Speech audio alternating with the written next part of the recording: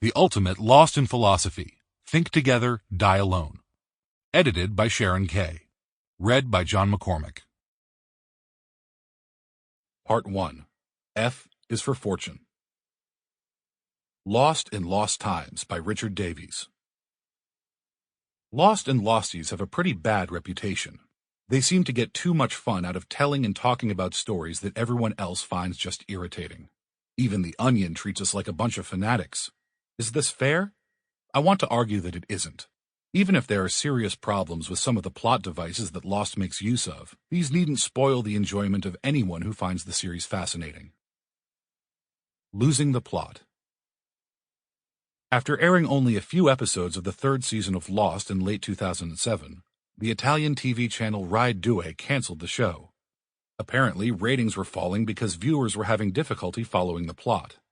Rai 2 eventually resumed broadcasting, but only after airing the Lost Survivor Guide, which recounts the key moments of the first two seasons and gives a bit of background on the making of the series. Even though I was an enthusiastic Lostie from the start, I was grateful for the guide, if only because it reassured me that I wasn't the only one having trouble keeping track of who was who and who had done what.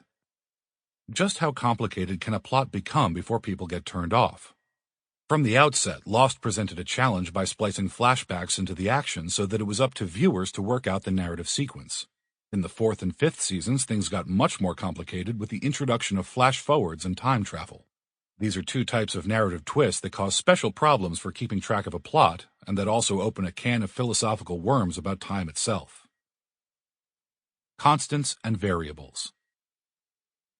To set the scene about plot complication, I want to call on some very influential thoughts first put forward by the ancient Greek philosopher Aristotle, 384 to 322 BCE.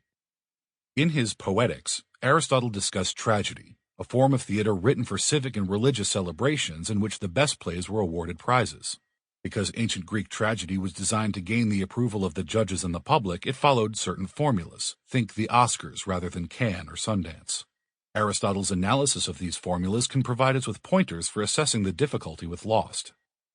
Most tragedies are based on well-known historical or mythic events.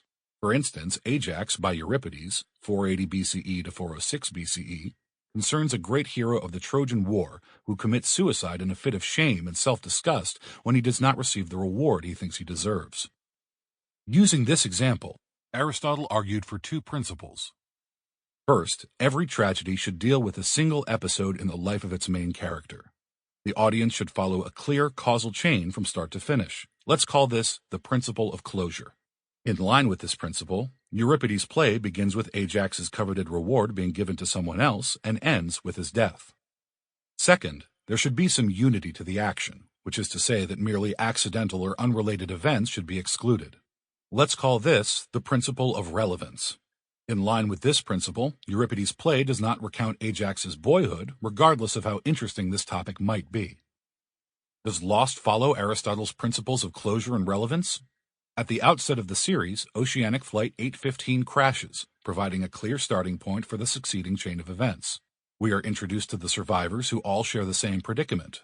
Although the flashbacks begin right away, they are all carefully designed to shed light on the island narrative.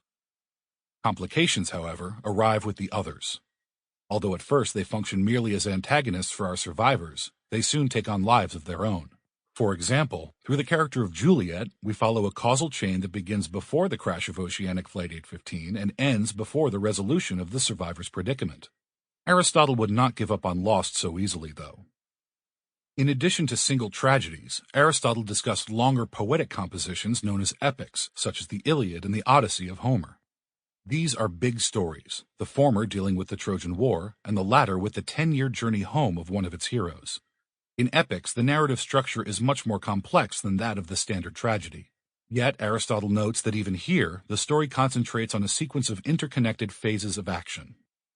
Thus, the Odyssey effectively begins in Book 1, not by focusing on its hero, Odysseus, who has not yet returned from the war, but on his son Telemachus, who is told to go and track down his father.